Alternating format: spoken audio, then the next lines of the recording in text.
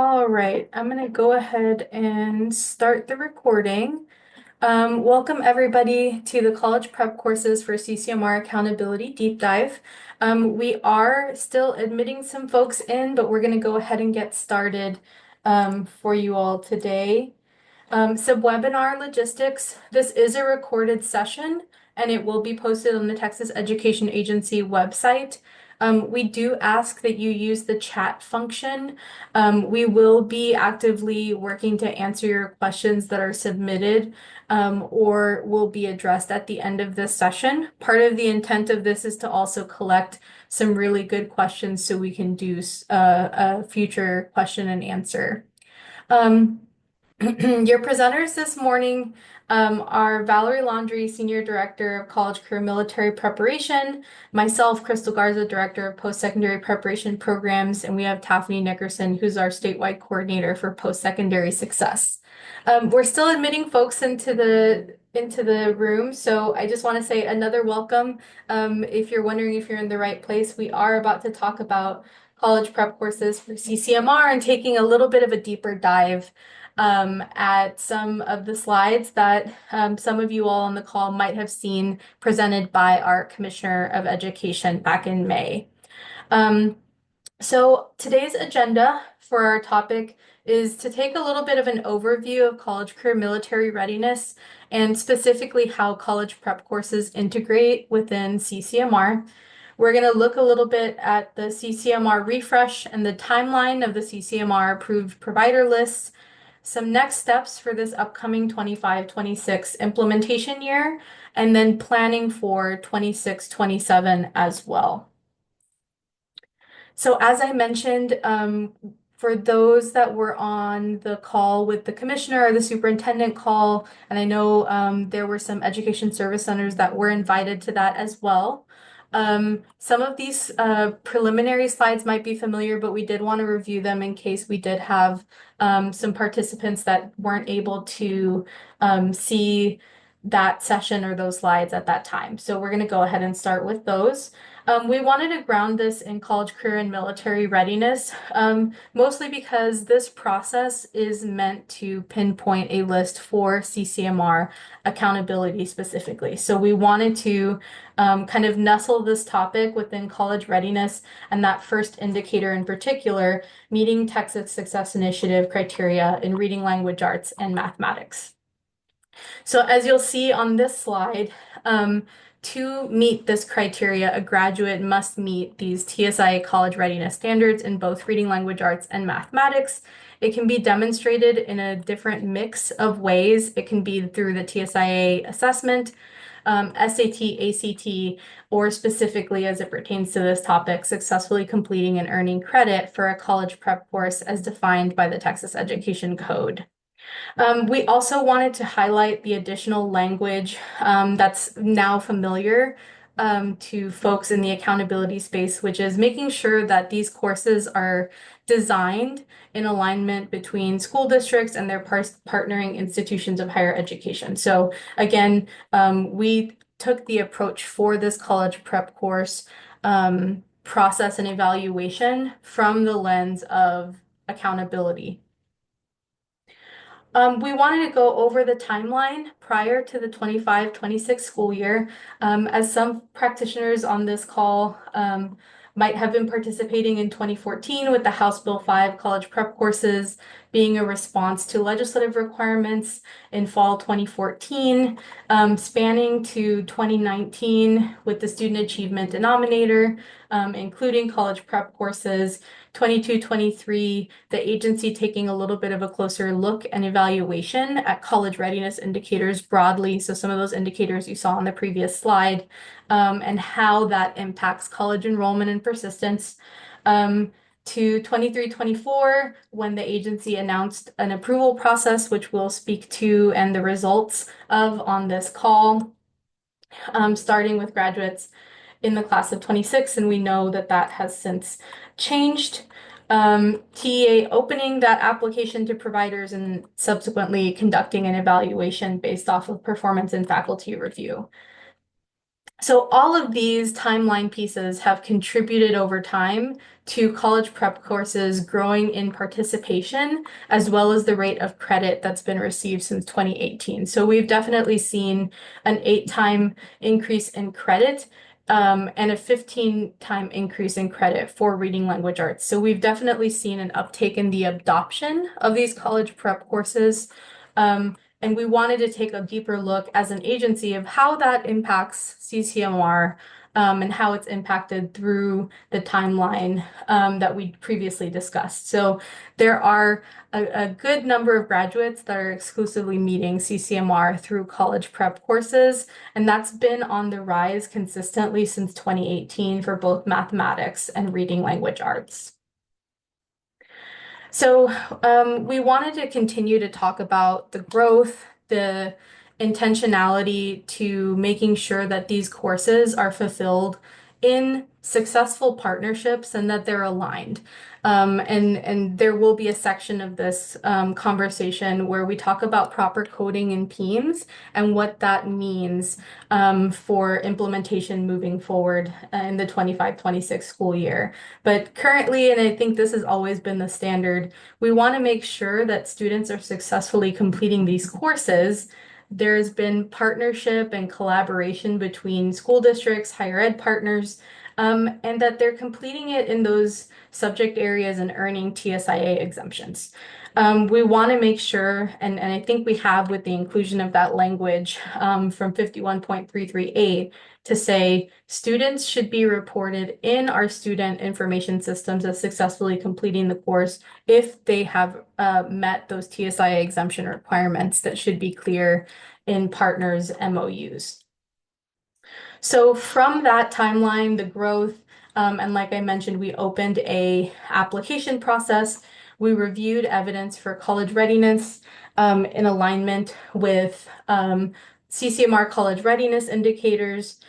For some folks on the call that were not a participant, such as school districts or some education service centers, we did open up this application to college prep course providers, whether it was institutions of higher education, other education service centers, and other partnerships were invited to submit documentation such as syllabi, memorandums of understanding, and materials that are used for the instruction of these courses. And of course, high school participation lists so that we can pull data to start to look at the submissions and how these courses have progressed specifically in 22-23, which we'll get to at the end of the session.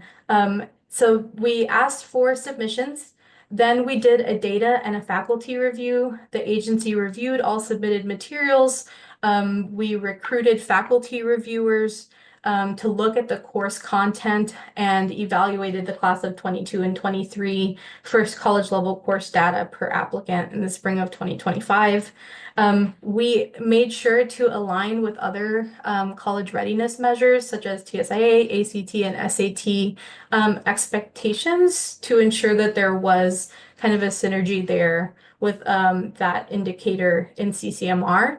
The result for the scoring was on 2 criteria.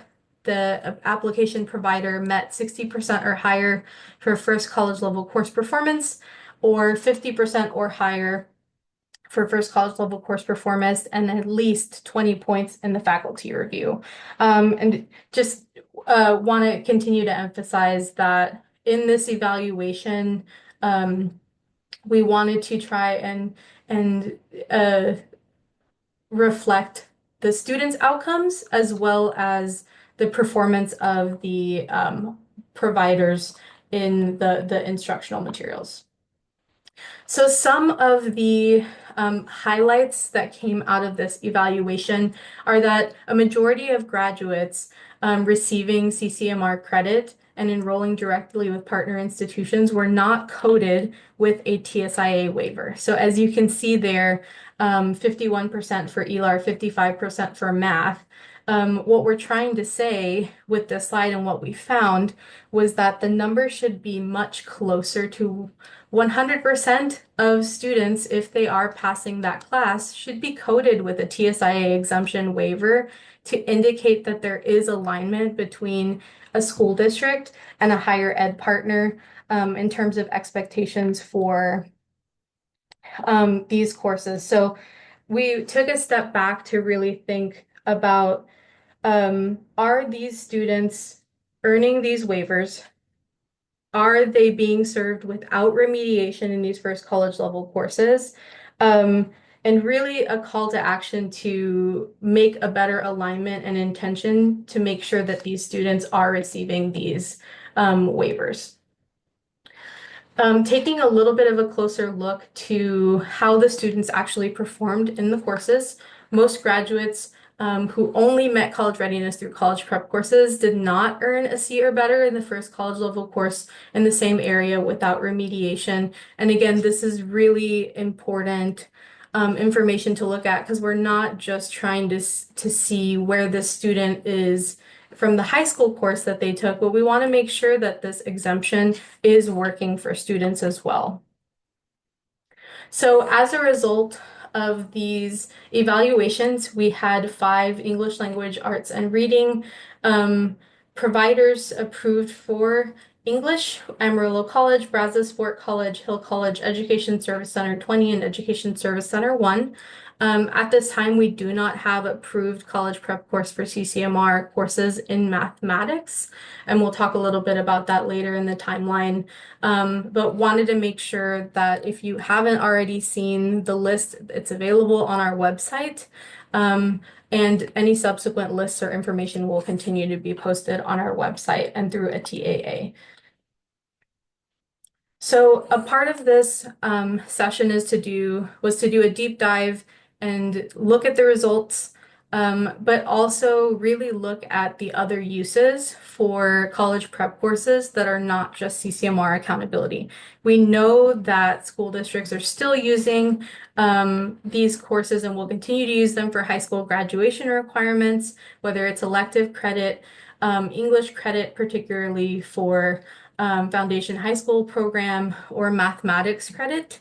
But we also wanted to highlight that you can continue to use these courses as a TSIA preparation for taking those assessments, TSIA, SAT, and ACT, particularly TSIA, as we know that a lot of institutions align that criteria. So this will be kind of an ongoing theme at the end when we talk about 26, 27 and how we should be looking at these changes a little bit closer.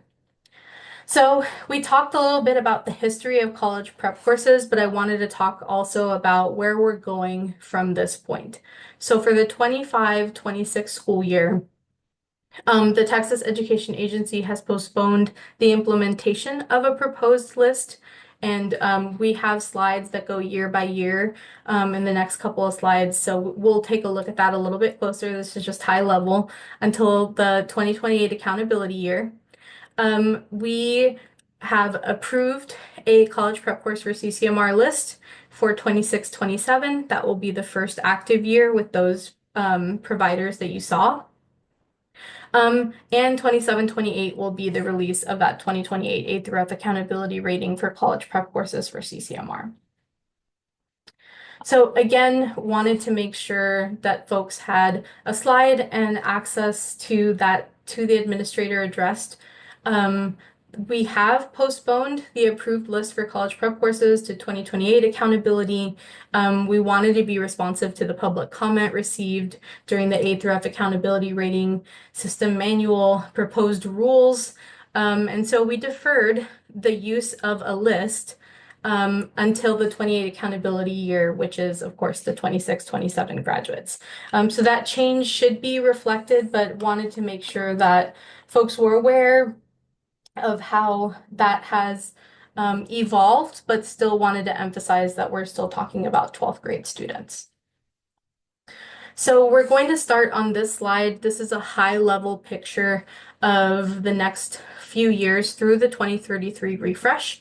Wanted to start on that first row, which talks about this 24-25 school year that just wrapped up. Any course that you would have used for college prep course, whether it was English or math, will be recognized for the annual graduates of 25, which will be our 26 accountability year. So if you have already provided that for this past year, that is consistent and there are no updates to that. So the original plan was to incorporate the TEA College Prep approved list for the class of 26. Of course, like we just discussed, that's postponed until the 26-27 school year. We'll go into further detail, but just wanted to give the highlights. We're going to talk about the 28A through F refresh, the subsequent 4 years after that refresh, and then the overall version 2 list where we start new with a new list for the class of 2032 graduates. So as I mentioned, for the 25-26 school year, districts may continue to offer locally developed college prep courses in partnership with higher ed partners or other partners for the class of 26. This means that if they are not approved for 26-27, you may continue to partner with them in 25-26. We also want to state that PEIMS reporting is required for college prep course participation starting from the 25-26 school year. Only courses completed by 12th grade students will be eligible for CCMR credit. So wanted to keep mentioning that as a point of reference, and we will talk more about course codes in the following section. For 26-27, the list has been available since May 2025. It was based off of class of 2022 and 23 data for the annual grads, and that would correspond with the 28 A through F accountability refresh. Starting from that year, only college prep courses that are on our TEA approved list will count towards CCMR indicators. We will talk about subsequent updates in the next slide. But again, also as a reminder, PEIMS reporting is required for participation, particularly if you are working with an approved course. We want to make sure that you're coding correctly to ensure that your students are contributing to your CCMR indicators.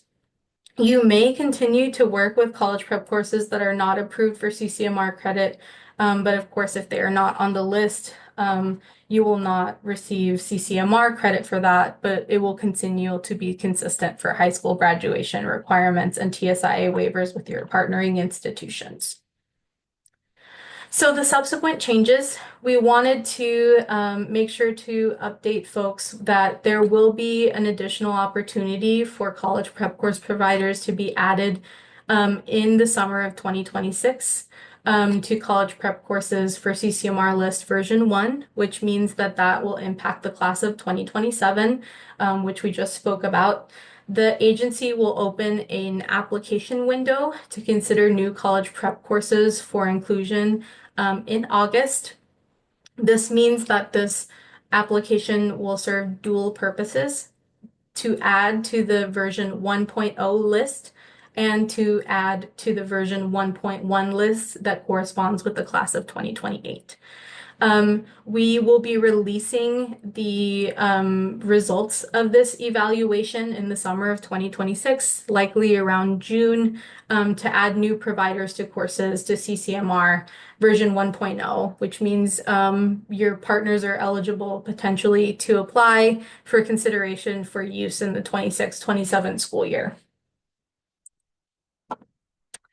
For the subsequent years after that, we will continue to open the application annually to continue to look at different graduation years. So as you see there, the 1.1 list is based off of 23 and 24 if we missed anybody, and it will be subsequently additive. So no provider that is currently approved or approved in the summer list that I just mentioned will come off of that list. They will stay on that list through version 2 or 2031. Um, like I mentioned, and I do want to make a note for the providers that might be on the call. Providers will not be re-evaluated once they're approved. We will work with them, monitor, provide technical assistance, but any sort of evaluation done by the agency after you're on the list through 2031 will just be so that we can continue to monitor the success of the program over time. So as you can see, this is a slide of a cluster of the following 4 years, and we just wanted to emphasize that we will continue to update the college prep course provider list approvals every fall, with each list effective for the following academic year. And we will continue to ask that PEIMS reporting be specific to those institutions that you're working with. And again, we'll talk about course codes and what that looks like um, in the next couple of slides here. And again, just wanted to emphasize that there are different ways for us to use college prep courses that aren't just for accountability, and wanted to continue to share that, especially if they're really great at preparing students for those assessments. For 2031, sorry, class of 2032, the 2031-2032 school year, we will reevaluate all college prep courses using the most recent data and criteria available, and at that time it will be the class of 2027 and 2028. That application will be released in fall 2029 for the 2031-32 school year, accountability refresh 2033. The version 2.0 will use the 2027-28 grads, and we still want to emphasize that with these updated PEIMS course codes, we're hoping that we can look at school district reporting in a little bit of a clear identifying way with partners to look more specifically at data so that we can get a little bit more of an accurate picture of participation from the secondary side. So to summarize for 25-26 school year and our next steps, it's very likely that folks are wrapping up their memorandums of understanding right now. So we want to make sure that folks are reflecting on securing partnerships, not being surprised if you receive any sorts of addendums or inclusions. So wanted to also put that on folks' radar in case any superintendents were reached out to saying, you know, we have an addendum because it's a 2-year MOU. We've heard from some folks that there's a 5-year MOU. And so with this transition period and timeline, just to expect different changes that might happen with your partnership agreements. Course enrollments for 25-26. So this upcoming section is highlighted in blue because we will transition into that. We want to make sure that school districts are supported in identifying specific PEIMS course codes for your district's college prep course provider. We did add in more in May, and that those students are 12th grade students enrolled in the appropriate new PEIMS course code specific to your provider. And we'll talk about this in the latter portion of this presentation, but really begin rethinking master scheduling for 26-27, starting early, knowing that the list is already available for who is an approved partner, and really looking at, are there opportunities to improve the outcomes of the students as we're continuing to serve in 25-26, and really look at a data-driven approach to your partnership to say, you know, how are we approaching this TSI waiver, and how are we coding the students in our system to help along with that. So really talking about the transparency between two partners to ensure that we're reporting accurately, but also serving students at the end of the day with this college prep course opportunity. So like I mentioned, for this next section, we're going to talk a little bit about enrollment and coding of students in these new college prep course codes. This slide should look familiar to some practitioners that work specifically with CCMR, but wanted to take some time to walk through the Texas Student Data System PEIMS data source information. The top 2 rows pertain to college prep credit being earned. So those course codes are going to be really important this 25-26 school year and 26-27. We still have those generic course codes, but we want to encourage people to use course codes specific to their providers. So we'll talk a little bit about that in the coming slides, and you'll see a couple of examples there. The element and code table information is there, and the slide deck will be available on the website. But we want to make sure that the course sequences are correct, and what is acknowledged for accountability. And we also want to highlight what determines the grade level when a college prep credit is earned. So you definitely want to make sure of what that grade level is and ensure that they are grade 12 students. And sometimes we'll get some questions in our mailboxes for that. So you'll definitely want to have conversations with your PEAMS folks. So the big highlight for 25-26 for course codes is that each provider will get their own. They will get their own for mathematics and for English. So any provider that applied in this past application cycle will receive their own individual course codes. This is to help us, again, pinpoint specifically by student, and self-identifying by the district of who is partnering to offer this course. So as you can see on the top row of this table, the college prep course mathematics, course code name and abbreviation, that is the generic one. If you'll see on the bottom, there are specific coding norms for example, you see there Amarillo College. They also have one for English, and the course abbreviations all mean something, and we'll look at that on the next slide. If your provider or if you are an education service center providing support for this, if a provider does not appear in the course codes for 25-26, please use the general course code for this year and reach out to us at our email so that we can reach out to those that possibly did not apply in this past evaluation and encourage them to provide to apply this coming fall for future consideration. We want to make sure to try and give course codes to every institution or program that needs one. Unfortunately, we cannot add them for the 25-26 school year, which is why we're encouraging you to use the general if your partner does not have an individual code. So definitely let us know because we want to make sure that we're accommodating and encouraging folks to either apply or participate with you all as partners.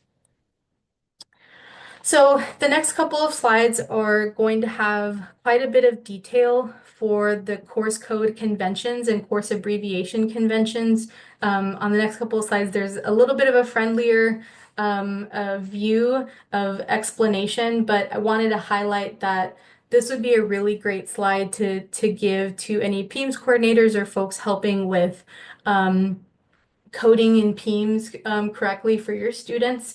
There are certain norms like character length, prefixes like college prep CP, certain mathematical unique codes for math and English, certain digits, CU to represent college or university, ESC to represent Education Service Center, and other to represent unique partnerships and collaborations that support some of this work. So we'll go to the next slide and look a little bit closer at the distribution of how these codes operate.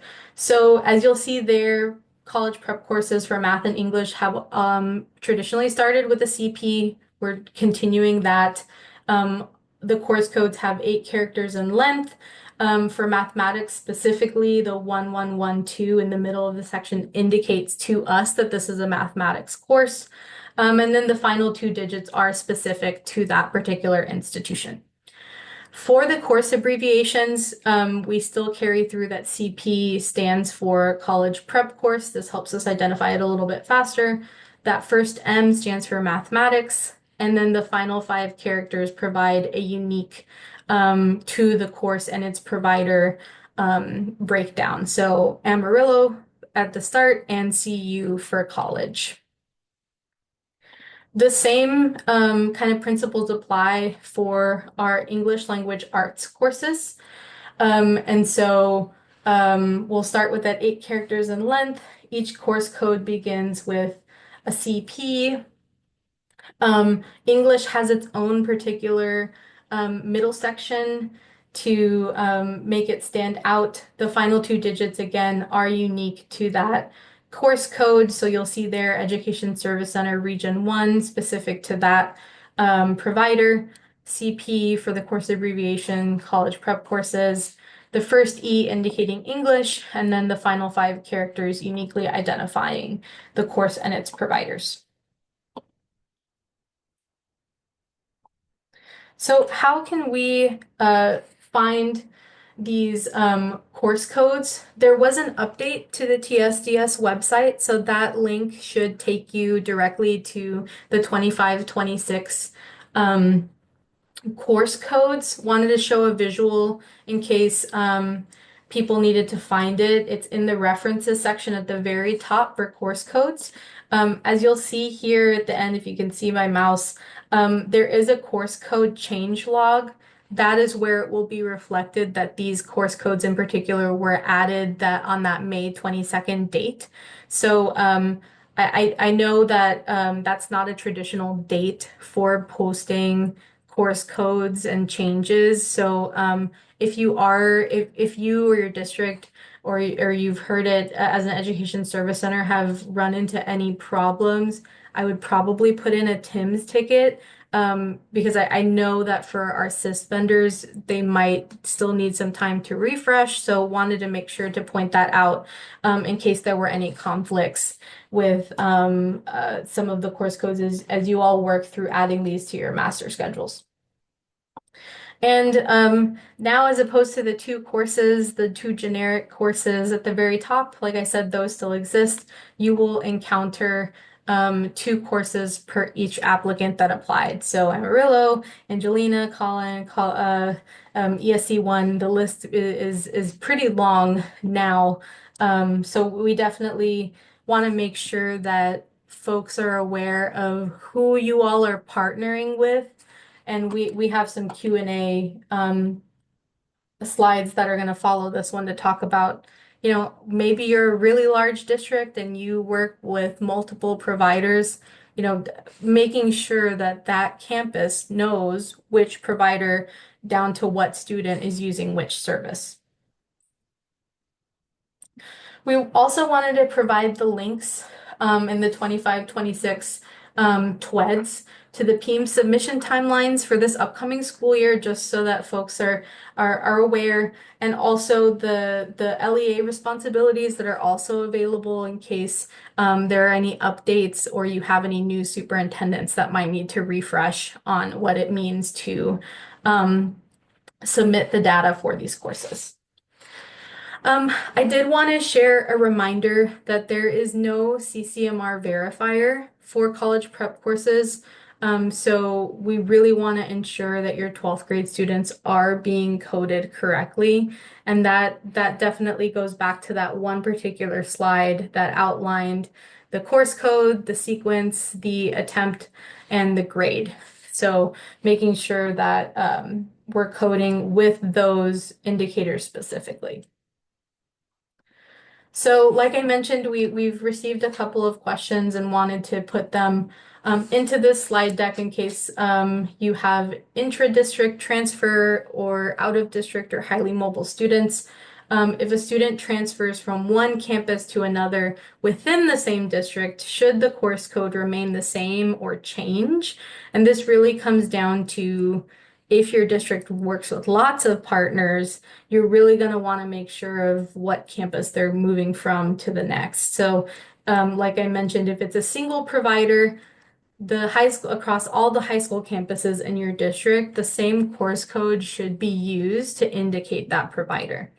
If it's the latter and you have campuses within the district that are allowed to select their own college prep course providers, that course code should reflect the provider with whom the student completed the course. So if the student completed prior to transferring in that first semester with one provider, that original provider code should be reported and stay consistent. If the student is highly mobile, for example, or an out-of-district transfer, if that student transfers from one to another, what code should they use? If the student completed the course at a district prior to transferring, the original provider's code should be reported.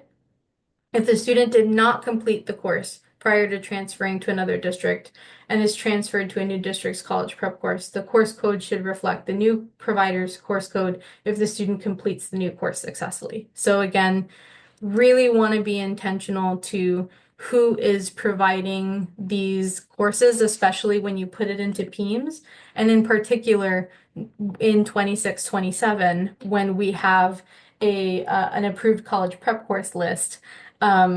If you are partnered with an approved partner, you're going to want to make sure to code that student correctly.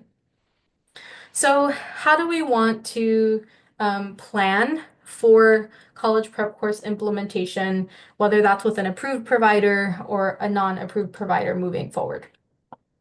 We also wanted to recall to the Texas Education Code that states each school district shall partner with at least one institution of higher ed to develop courses for math or English in this subject, and that they should be designed for 12th grade level students that have an end of course assessment that does not meet college readiness standards or coursework that indicates that the student is not ready to perform entry-level college coursework. So essentially, we wanted to make sure to recall to ensure that college prep courses as a tool, and as you see on the next slide, they are still courses that have been around for different purposes, and we want to continue to support those purposes.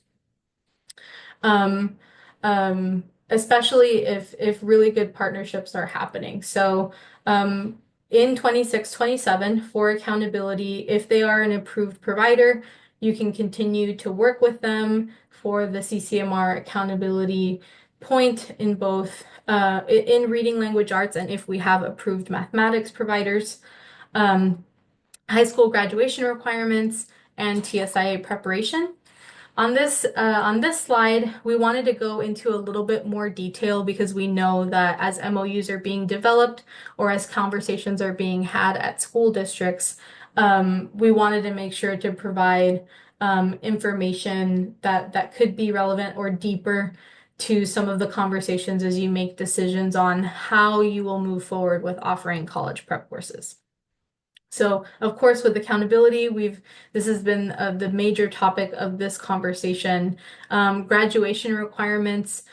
So this language is specifically from the high school grad requirements in Texas Administrative Code as an elective for English or math.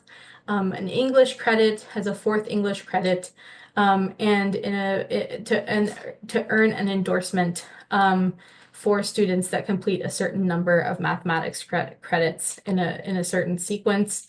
And then, of course, wanted to make sure that, especially for our secondary partners, we are talking intentionally about TSIA exemptions and what they mean for your students' progression to college. And just calling back to what the TSIA was meant to do in its determination for students being ready to take entry-level, college-level coursework, and what it means for a student to actually earn that exemption. Again, we wanted to make sure to highlight that these are college readiness assessments and courses, right, with our college prep courses.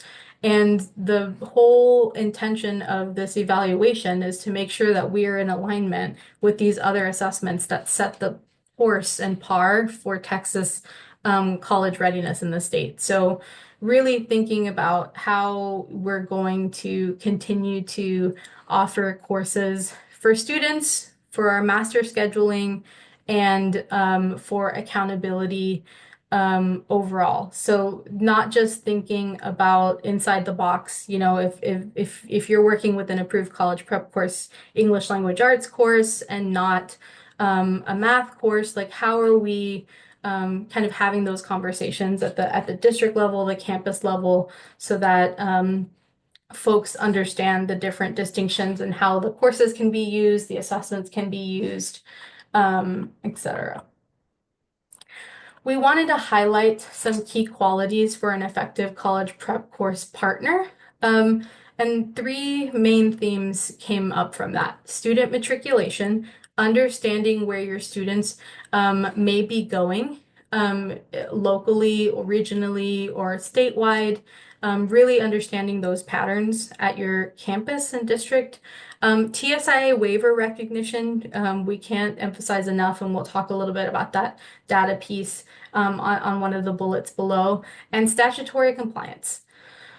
So with the student-centered approach, really taking a look at supporting students in where they matriculate and intentionally ensuring that these students have the opportunity to take that TSIA exemption to those institutions that you're partnering with. So for example, if you're in South Texas and you want to, partner with, for example, Region 1, and a lot of your students go to the local institutions, knowing that that might be a really good opportunity for that student, and really looking at the patterns at a high level. Making sure that the instruction that's being provided is focused on college readiness. You've heard me mention a lot the TSIA, ACT, and SAT alignments, but making sure that the course is focused on trying to get that student to achieve a college readiness level, because inevitably we want them to be successful in their entry-level, college-level coursework. And that's part of what was so key to our evaluation. We also want to make sure that the TSIA waivers are recognized and that the courses are being designed to the Texas Education Code, and that institutions are accepting those courses as meeting those TSIA waiver requirements. And we didn't dive deep into it in this particular session, but for the TSIA waiver requirements at an institution, we want to make sure that they are acknowledging that for the student, not just for the accountability credit, but because that student went through the course in partnership with your institution and should be supported to enroll in entry-level, college-level coursework. And making sure to maintain documentation, which would be your MOUs, but also continued conversations with your higher ed partners, the faculty, deans, to ensure that the courses are on par with college readiness. Provide clear guidance on course design and delivery. We had the opportunity to look at all of the MOUs that were submitted on behalf of college prep course providers, and we want to ensure that those MOUs remain consistent with instruction, with grading and assessments, so that we are clear on what does it take for a student to contribute to the course, pass the course, and inevitably take that waiver with them to the institution. Again, understanding of MOU expectations, and then going a little bit above the norm for professional learning and implementation. How are your partners interacting with your district staff and educators to ensure that they have the tools, whether that's in a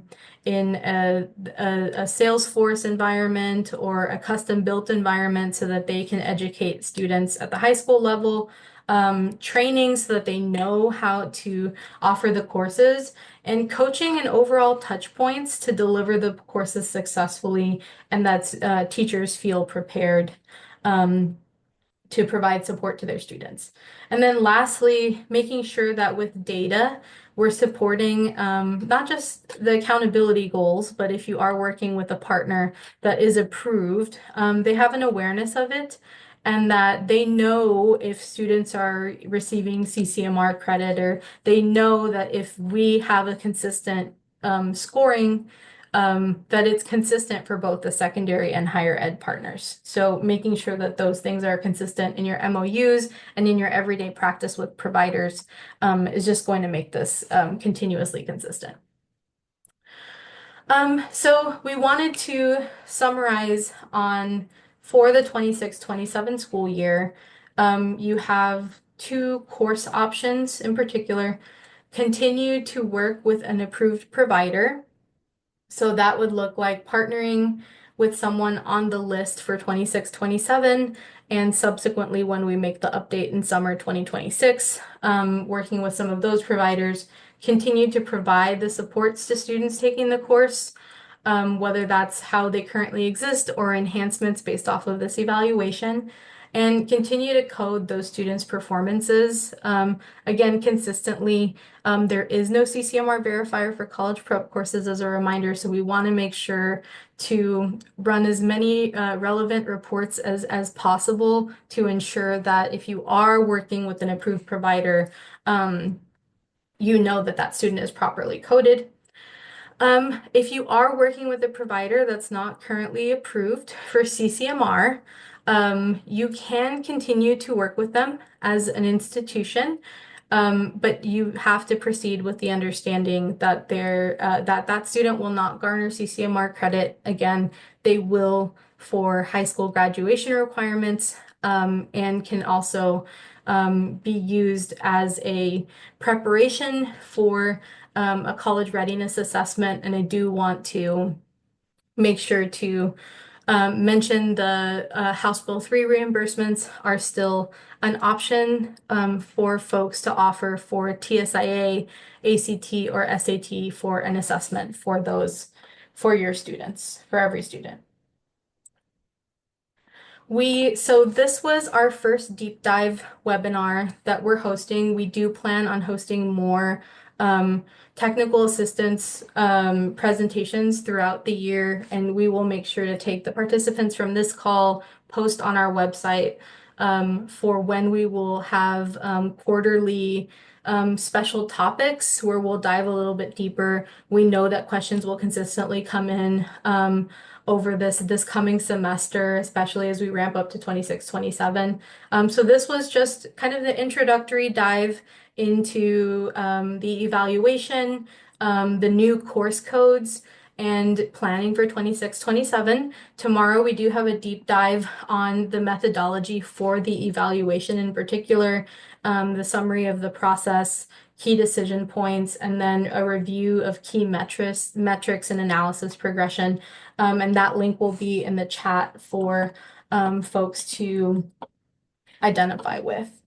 We have a couple more minutes, so I'm going to leave this deep dive webinar on the screen, and I will go into the chat for some questions.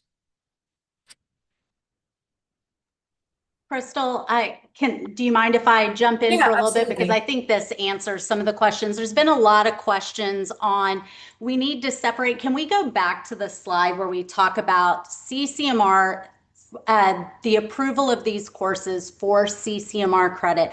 I want to be very clear. We are not approving or disapproving college prep courses that you can partner with, that you can offer. What this approval process was about was looking at college prep courses as an indicator of college readiness.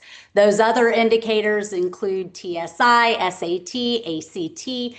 It was looking at the data to see if these courses, students who only earned CCMR credit through college prep course completion, whether those students succeeded in first college level courses the same way that a student who earned college readiness credit through CCMR in TSI or hitting an ACT, SAT threshold. And that is the basis for which these college prep course providers were approved, because they met that standard of 60% or higher for first college level course performance, or 50% and higher with at least 20 points in the faculty review. The statute says that school districts must offer opportunity for college prep courses. It does not say that those college prep courses have to be available for CCMR credit. Crystal, go back to the slides where we showed the increase. College prep has not always been a big part of the CCMR credits that were earned, but you can see over time, beginning in 2020 through 23, the significant increase in the number of students who were earning CCMR credit through no other means, not college readiness, not any other, not career readiness, not any other college readiness, only by this CPC course.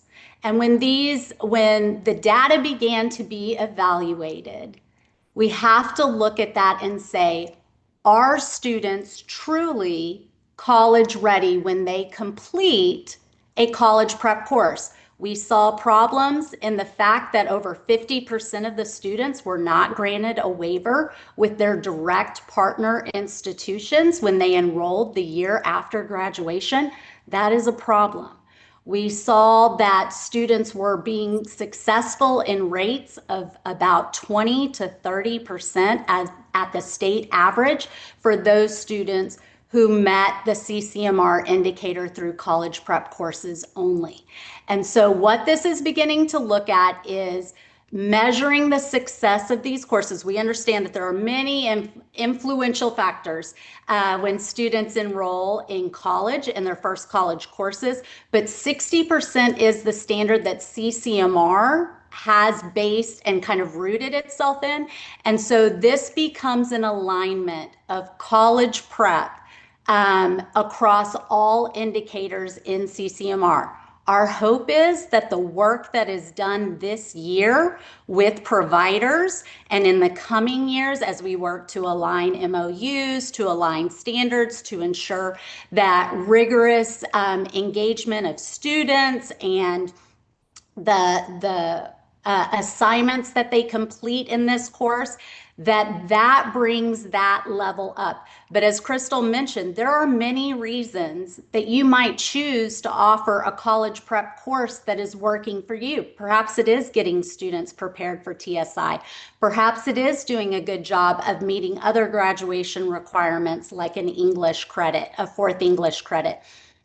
But for CCMR purposes only, those courses that were listed will be the first courses that will be introduced in 26, 27. It is not the intent that they will be proliferated across the state of Texas because you want to make decisions based in the best interest of your students. As Crystal mentioned, if no students from your high school matriculate out to West Texas, you wouldn't want to form a partnership with West Texas because that waiver wouldn't benefit the student in the end. So again, we're trying to bring this back to a student focused.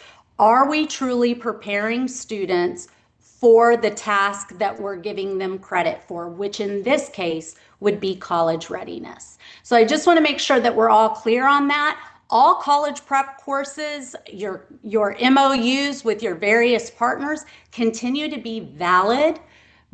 But if that is the only method by which a student would earn college readiness, if that provider is not on the list, the student will not earn college readiness for that. If that student is well prepared for the TSI at the end of that course, they will earn it through TSI credit, or if they meet any of the other indicators. But for this as a standalone indicator in CCMR, we will continue to evaluate each year. In the fall, we'll release an updated list. As Crystal said, no one will fall off of version 1's list. So right now, we have a 1.0 list that will go into effect in 26, 27. And each fall after that, we will continue to add courses. No courses will fall off until we move to version 2, which will be with the 2033 A through F refresh. And so in the fall of 30, we will announce that next list, which will could very possibly have different standards on it. And that list will be implemented with the class of 2032. So that's 2 years in advance almost that you will have this information. And so hopefully that answers a few of the questions, Crystal, that were lingering in the chat. But I'll let you try to address some of the others that have maybe popped up. Yeah, I think one that has consistently come up, you clarified to say for 25, 26, there is a postponement and the list does not apply until 26, 27.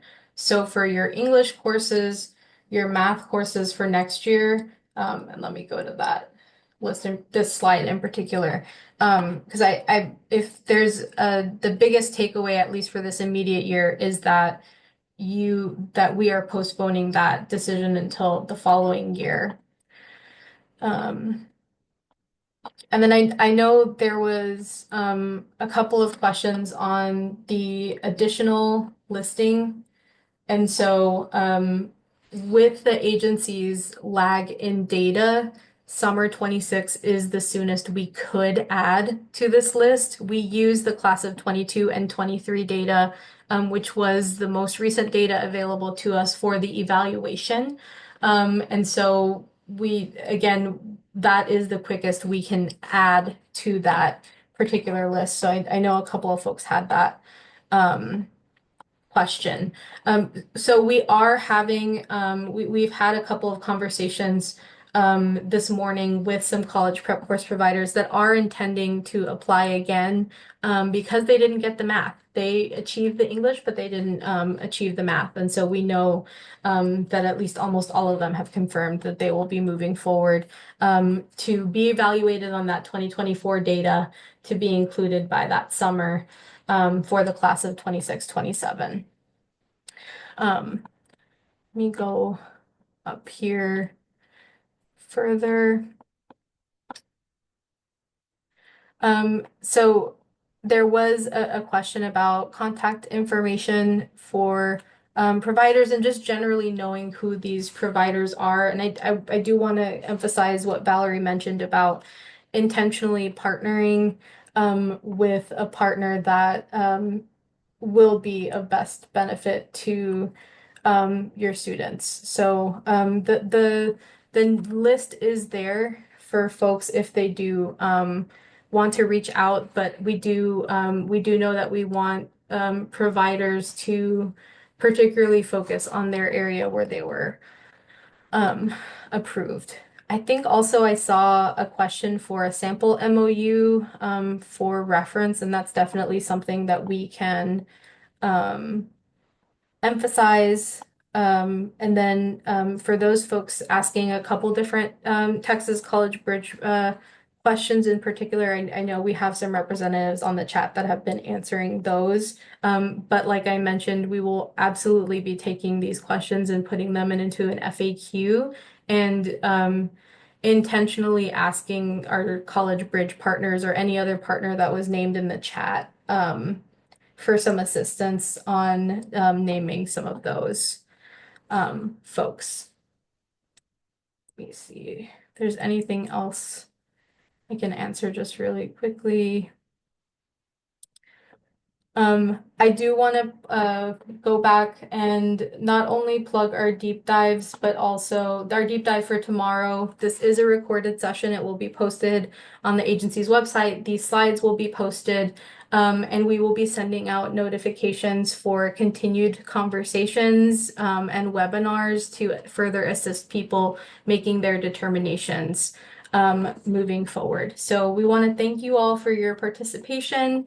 In this, we hope to see you all tomorrow and looking a little bit closer at the evaluation of this particular process. So thank you all for participating.